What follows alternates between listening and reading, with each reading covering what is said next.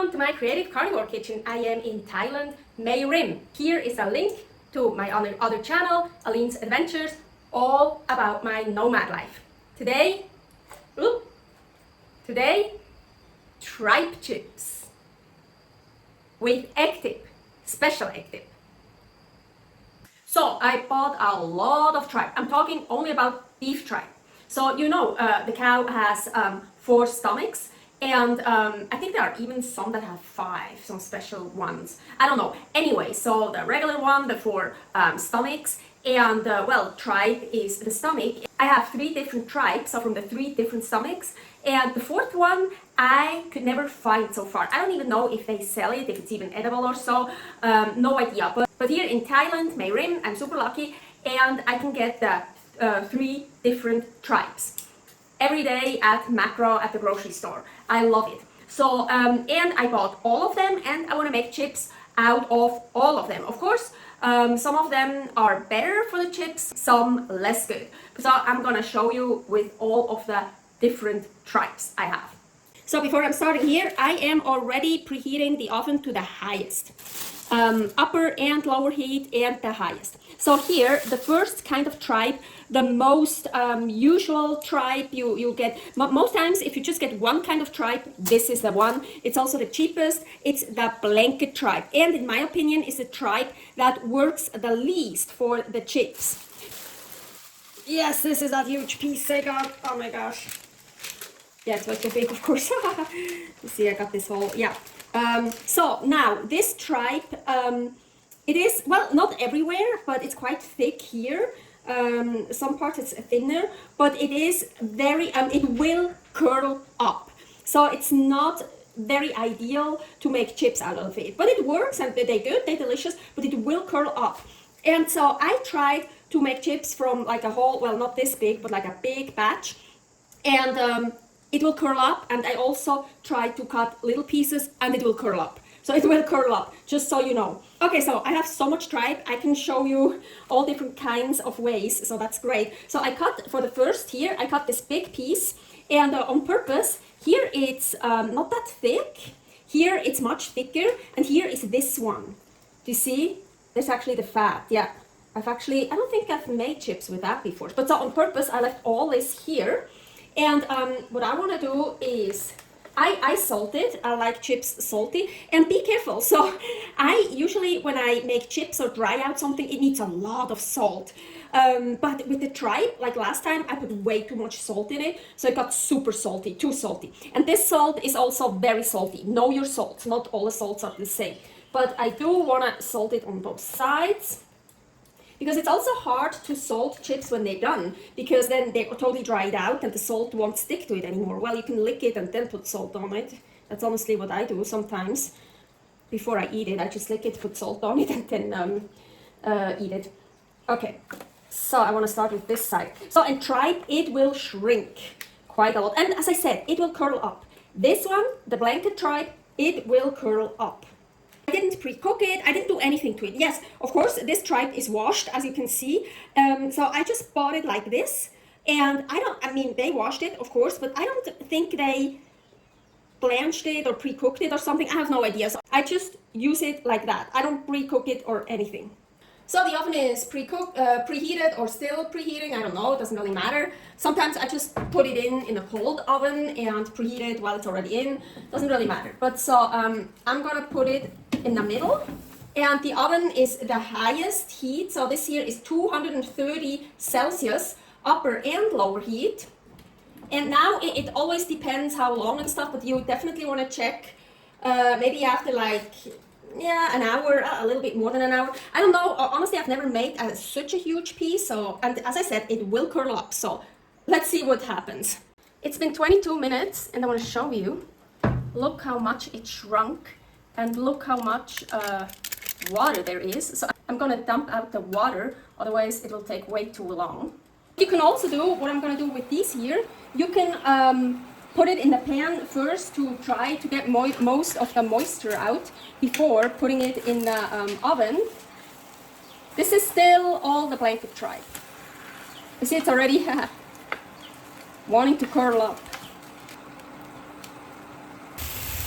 Oh yeah, so I kept pouring out the water and kind of squeezing it out. See, there's so much water in those, but now much better. So I'm gonna take these like that. So I let it cool down a little bit, and with that one here, I can show you what you can also do. You see here, this is really thick, and this is like, look, it's like 2 layers. Can you see that?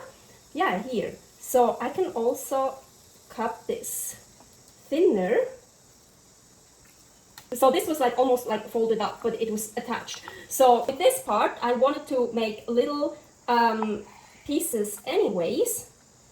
So, and put, well, yeah, you can also like just a piece like this, or really small pieces, whatever you want, you can put in the oven. But as I said, it will curl up with the blanket tripe.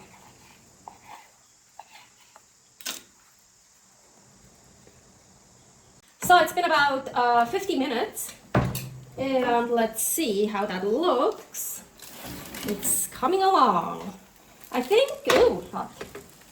Ooh, yeah, it is. It is really sticky. I want to turn it over now. Now I have so much more space here, so let's also put those little pieces on. Usually I like to put the thicker ones more in the back, because usually, not always, but usually the ovens in the back, it's hotter than in the front, and especially when you keep opening it up. Here I have a nice piece. So tripe is layered. This is the blanket tripe. We have other kinds of tripe that is much more like layered. But here, do you see? Well, this is like this thick layer here, but here's like this, it's kind of rough. And you see, I already started cutting it off here. See here, you can really see it. It's like a layer. So you can also try to separate those layers. Kind of just pull on it and see, like, oh, here it's not always easy. Sometimes, like now, you can also just, see, pull on it. Ah! Ooh, there, I'm gonna destroy it. But here, you don't have to do that. It's just, if you want, you see, now I have a much thinner layer, and again, it'll curl up. I mean, it already curls up now. Here, the second kind of tripe I want to use, and that's, in my opinion, the second common one, the honeycomb tripe. You see, that one here. And that one, I think, is better for chips than the blanket one, because this texture here, that honeycomb texture, it really gives it a nice texture and dries out nicely, gets it nice and crunchy. Also from that one, I got a big one. Ooh, that one, oh my gosh, I could almost fill that one. Well, there's a hole. Sad, look at this. So cool. Ooh, pork stomach, I usually fill. Here, hog maw recipe. Absolutely delicious. Make it when you have some time. But okay, so back to that one here. So here, the same. I'm just gonna cut pieces of it. I'm gonna do the same here. I'm gonna put a big piece on the baking sheet and then also smaller pieces. Now that one here, like I can remember, also has here, you can see maybe, here is also a layer. See here, I could,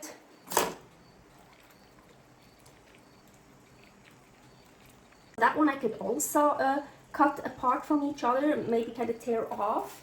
Like you just have to, yeah, you have to look at your tray. See, this one is like, this is probably not so good idea for the chips.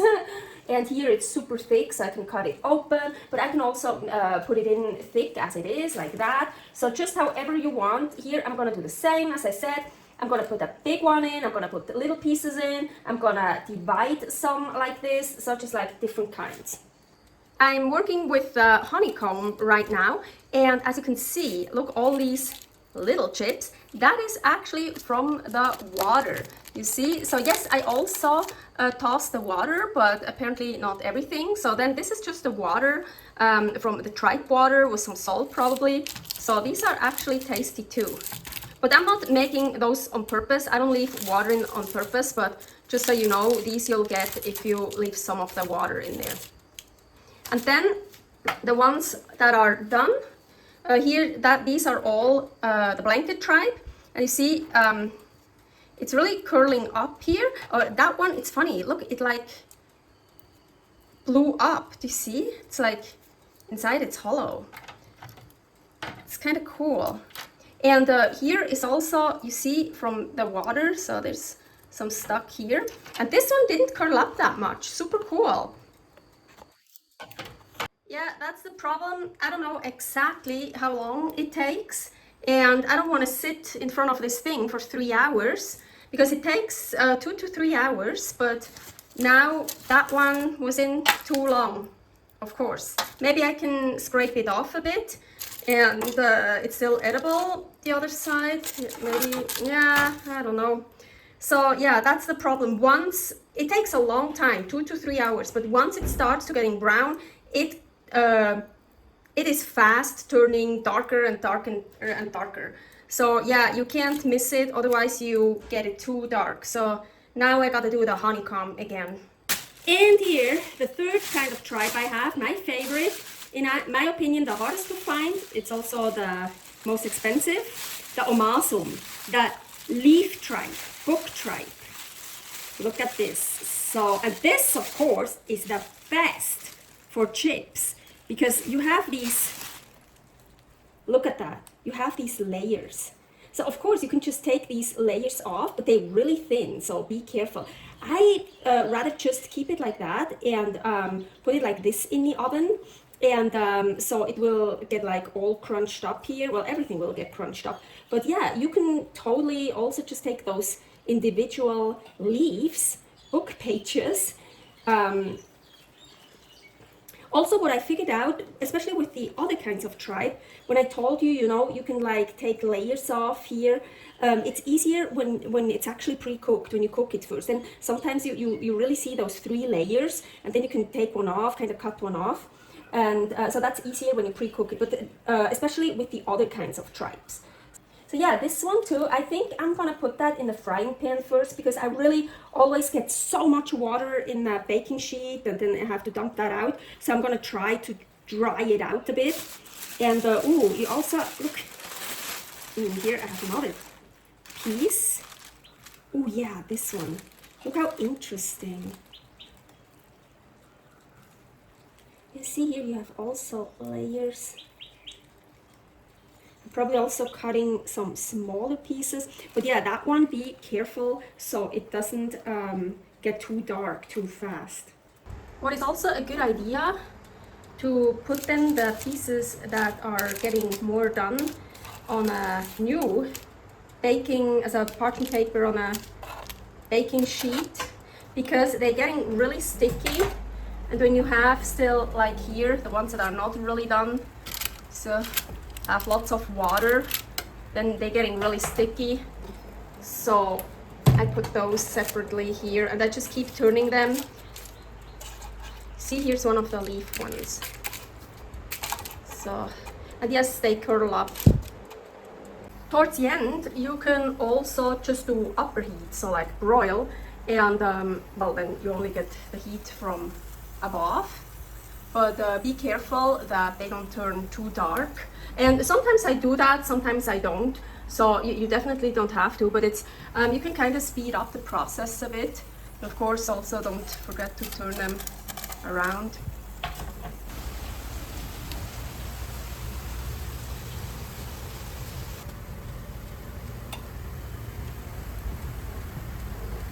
So here they are. Here is the blanket tripe, and I'm super stoked. This one didn't even curl up. Well, not much. But yeah, you see these are really curled up. And here, the honeycomb. And yeah, some of it here burnt, so I had to discard it and I made some more. But that one is really cool as a chip. Also, if you dip it into something, like this is really holding on to sauces or dips. Here, the leaf tripe. So here, the leaves really got kind of destroyed, but here, look. So that one I put in the oven for at 190 for an hour, so it didn't really destroy them. And I also turned it over like that first, so they kind of hung down. So this is much cooler because then you get these leaves, and they're gonna be here. You see, super crispy, of course. Yeah, another one I destroyed. It was totally black, so I scraped it off. So the leaves are gone. Yeah, suddenly they turn black, you see, and it's the best. So it really kind of depends, but it really takes like about 3 hours, 2 to 3 hours in the oven. And the closer it gets to being done, you shouldn't leave the kitchen anymore and do something else in the kitchen, but then always keep an eye on it. And I also kind of, towards the end, I played around with just upper heat or both heat. And yeah, but these are my chips. And here, the big ones, well, I can leave it like that. Ooh, it's actually a good one to dip in, but then, ooh, you see, nice chippy. So I can also break them into more little chips. This is that middle thing, so cool. I'm excited that that worked. So yeah, I love it. You get these different shapes and stuff. Oh, that one curled up totally. That's a honeycomb. Oh, this is that, actually this part of the honeycomb, yeah. So I think that one also got pretty crispy. So I don't think I want to break those up, actually. Maybe that one. Yeah, so big chips are good for scooping. So now let's make a dip. Okay, so I was thinking about an egg dip for the chips here. And I'm here in Thailand, so I have century eggs here. Well, they're actually originally from China. And so I thought I want to use that for my egg dip. Usually you eat century eggs just like that. Well, I think they kind of open them, like kind of half them, eat one half and then eat the other half, because the more it gets exposed to the air, the stronger they get. They have like this sulfur taste. I like them, but they're very, very strong. And as I mentioned, the longer they are exposed to the air, the stronger they get. So people usually eat them very quickly. So not a good idea to make a dip out of it, probably, because yeah, it takes a while to make the dip and then to put it in here, to present it and to dip it in. But I want to try it and I want to hurry up and also try some of the dip right away when it's done, when it's not exposed to the air for that long yet. So I want to use 1 century egg. Here I have 3 hard-boiled duck eggs and I have quail eggs. Unfortunately, I don't have a hand blender, so I only have this one to blend with. So small amounts are not a good idea. So yeah, let's just check. So let's put the duck eggs in here. Yeah, of course I could just put the whole thing in there, but ooh, look, it's still a bit waxy, how we would call it. I kind of want to make it small, so maybe the blending takes faster. So I really want to, as soon as I'm opening the century egg, I want to hurry. So I can't really remember, but I think the century egg, I tried it once, I tried one. I think it is salty, kind of salty, but I'm still gonna add a bit of fleur de sel, but not too much in case that one is really salty. Then raw quail eggs. I don't know, so how many, you can add how many you want, so, oh fuck. So I added 5. So I tried it, if it works, the century egg. It's like totally jello-y.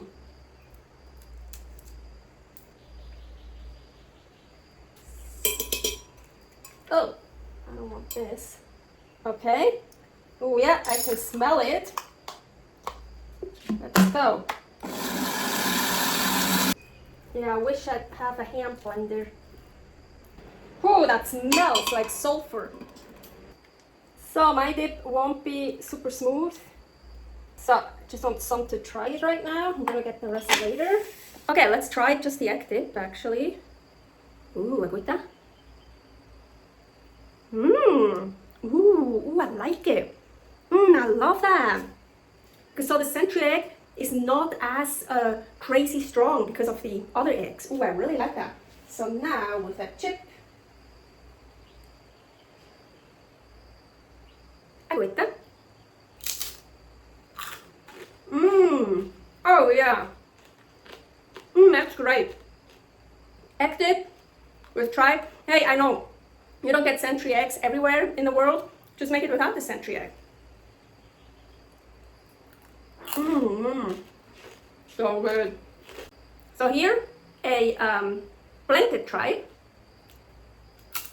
Ooh.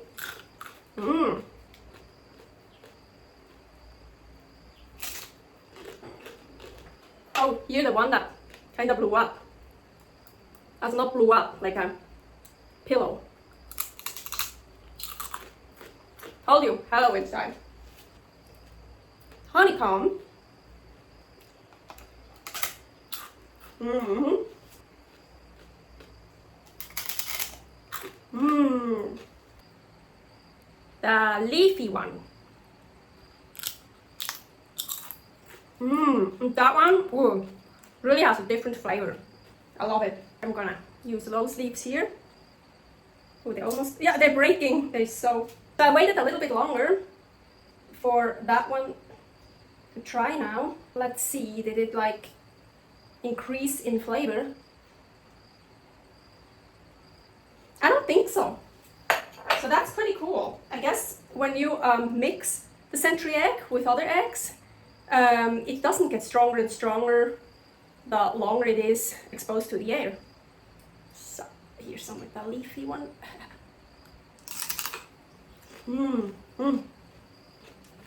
So good. By the way, here in the Mae Rim, Thailand, I can find raw goat's milk and it's so fucking delicious.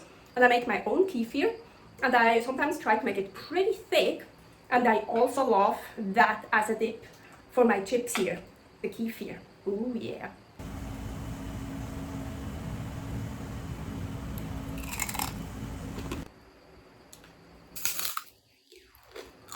More recipes here.